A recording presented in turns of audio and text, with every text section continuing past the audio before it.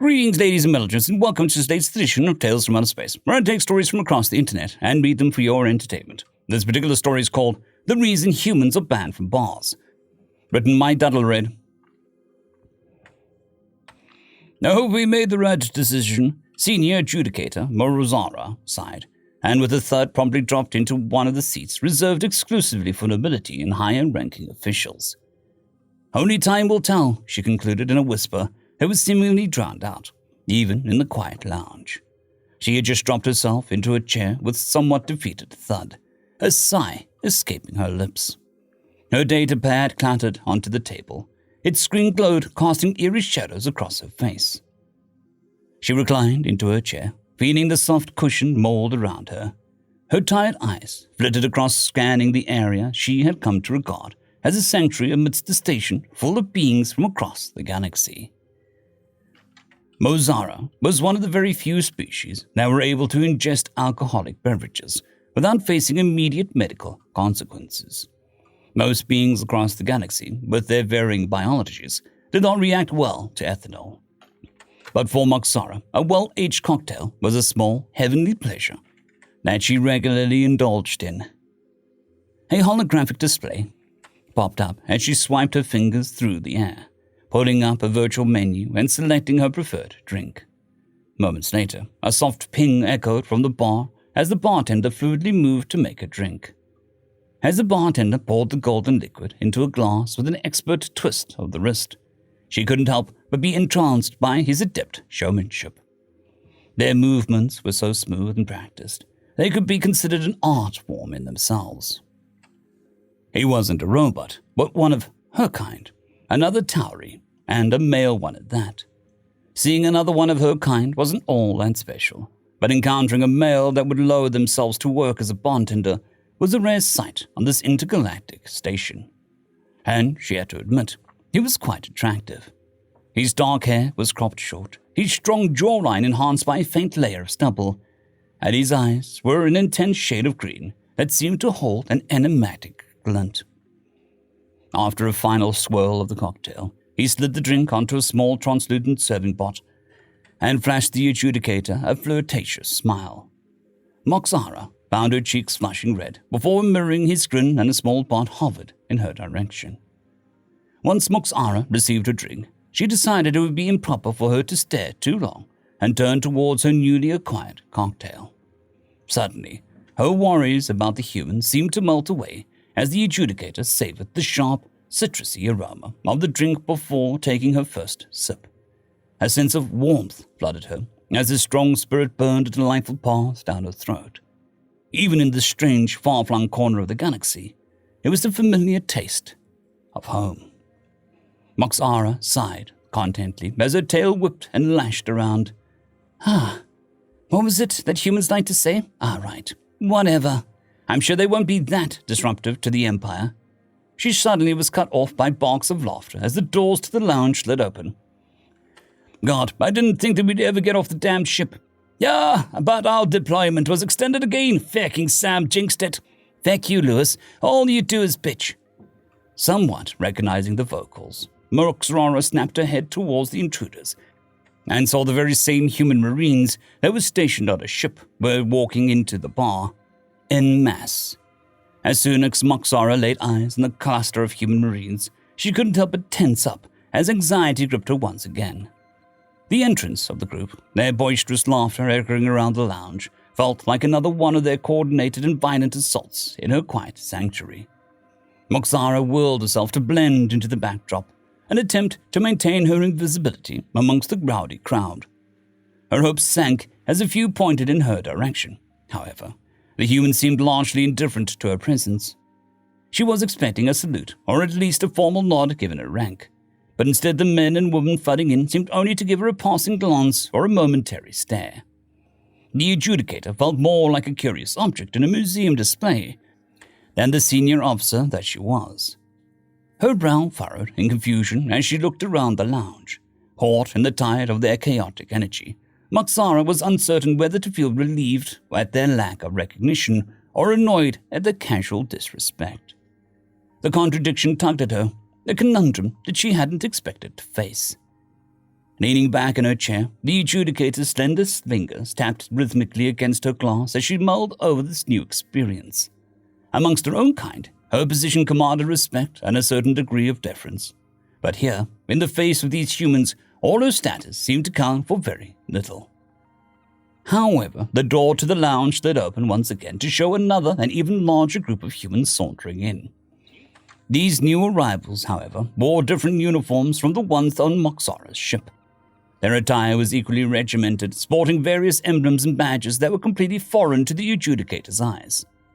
"Lovely, the jarheads have arrived," one of the new arrivals muttered, rolling their eyes as they surveyed the boisterous Marines.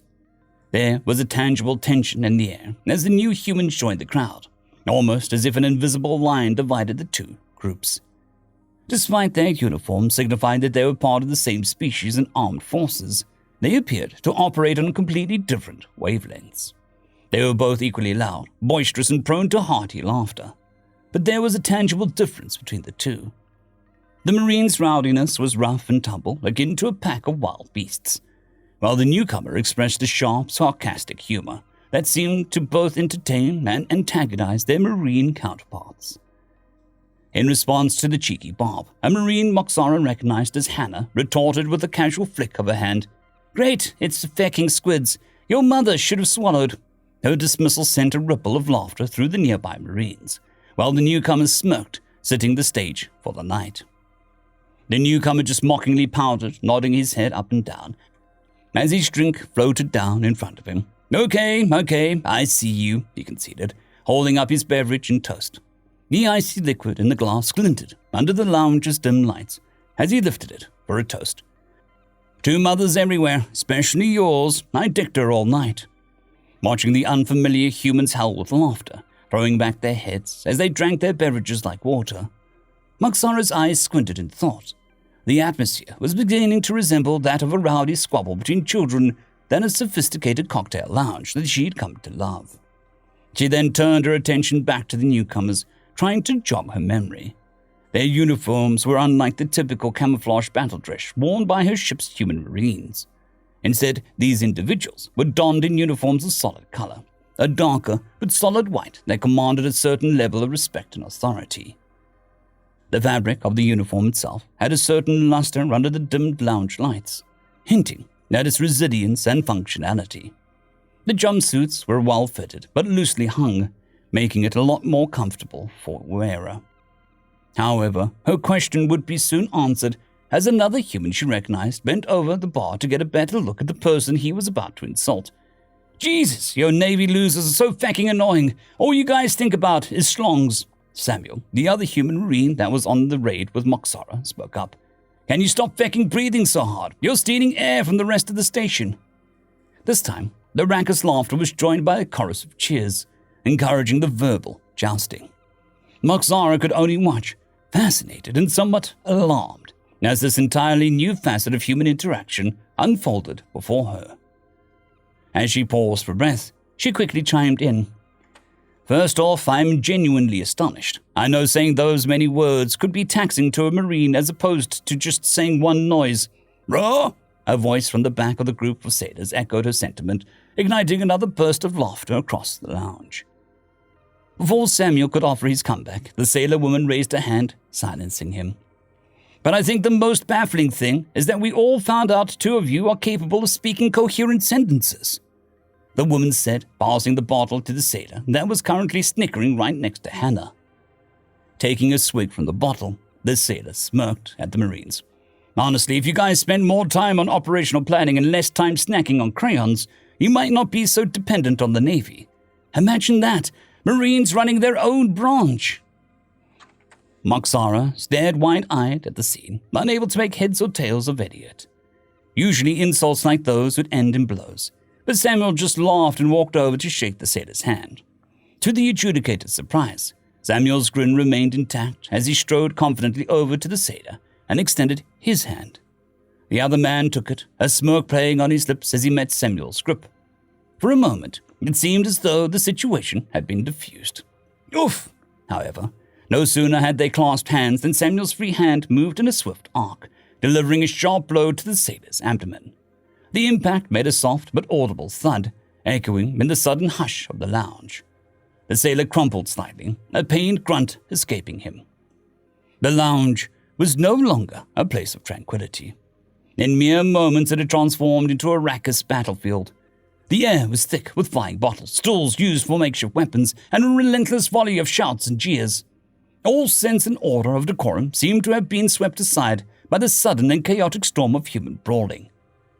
Even the well-stocked bar wasn't spared from the madness. Bottles of aged spirits and exotic alien beverages were used as artillery, their once precious contents spilled and forgotten on the floor.